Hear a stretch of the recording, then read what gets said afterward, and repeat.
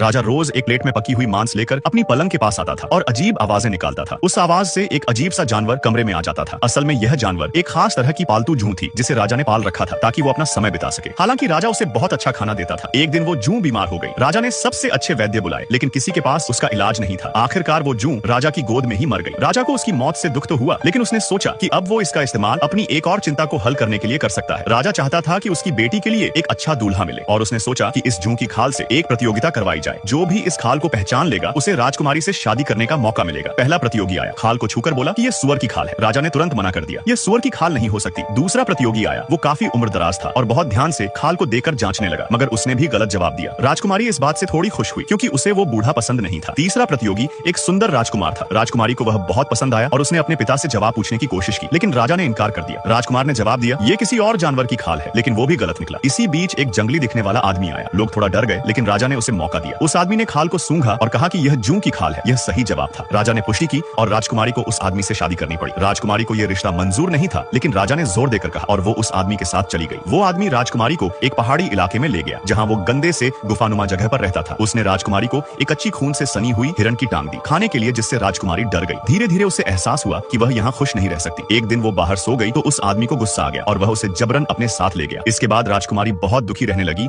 और भागने का मौका ढूंढने लगी। एक दिन उसने सामने की पहाड़ी पर एक महिला को देखा जो जड़ी बूटियां इकट्ठा कर रही थी। राजकुमारी ने उससे मदद मांगी। महिला ने कहा कि वो कुछ नहीं कर सकती लेकिन अगले दिन अपने बेटे को भेजेगी। अगले दिन जब जंगली आदमी ध्यान नहीं दे रहा था, राजकुमारी गुफा से निकली और महिला के बेटे की मदद से रस्सी के सहारे दूसरी तरफ जाने लगी। पर तभी जंगली आदमी ने देख लिया और उसका पीछा करने लगा। अंत में जैसे ही वह भी रस्सी पर चढ़ने लगा, महिला के बड़े बेटे ने रस्सी काट दी और वह पहाड़ी से गिर गया। सब खुश हो गए और राजकुमारी को लेकर सभी लोग गाड़ी में निकल पड़े लेकिन कुछ ही देर बाद गाड़ी रुक गई। गिरा हुआ जंगली आदमी जिंदा था और हमला कर दिया। उसने महिला के पति को मारा, बड़े बेटे की भी हत्या कर दी और फिर राजकुमारी और छोटे बेटे को पकड़ने की कोशिश की। छोटे बेटे ने शराब पीकर आग से हमला किया लेकिन वो जंगली आदमी नहीं रुका। उसने लड़के की नाक तोड़ दी और फिर महिला को भी मार डाला। राजकुमारी भाग गई और एक कोने में छिप गई लेकिन जंगली आदमी ने उसे सूंघ कर ढूंढ निकाला। राजकुमारी ने उससे माफी मांगी और वह थोड़ी देर शांत हो गया लेकिन जब उसने डील दी तो राजकुमारी ने अचानक उसकी गर्दन पर चाकू मार दिया और उसे मार डाला। राजकुमारी उसकी गर्दन काट कर ले गई और अपने पिता के पास पहुंची जिससे उसने दिखाया कि उसने खुद को कैसे बचाया और किस तकलीफ से गुजरी। राजा को अपनी गलती का एहसास हुआ और उसने अपनी बेटी से माफी मांगी। फिर उसने उसे अगली शासक घोषित किया और उसका जीवन साथी चुनने का एक अमीर आदमी की अचानक दिल का दौरा पड़ने से मौत हो गई। जब उसकी जायदाद बांटी गई तो उसका सबसे नापसंद बेटा 300 करोड़ का मालिक बन गया। पत्नी को सारी प्रॉपर्टी और शेयर मिल गए और रेड क्रॉस को भी एक डोनेशन मिला लेकिन जिसे वो सबसे ज्यादा प्यार करता था यानी उसकी बेटी एना, उसे बस एक पुराना तहखाना मिला। एना को ये बंटवारा सही नहीं लगा लेकिन पिता की आखिरी इच्छा मानकर उसने चुपचाप मंजूर कर लिया। वकील जाने से पहले उसे एक लिफाफा दिया जिसमें एक पेन ड्राइव और एक चाबी थी। वकील ने बताया कि इस पेन ड्राइव में उसके सवालों के जवाब है। एना ने जैसे ही पेन ड्राइव को कंप्यूटर में लगाया, एक वीडियो चल पड़ा। उसके पिता ने उसमें कहा कि उसने जानबूझकर एना को वो तहखाना दिया है क्योंकि उसमें एक ऐसा राज छुपा है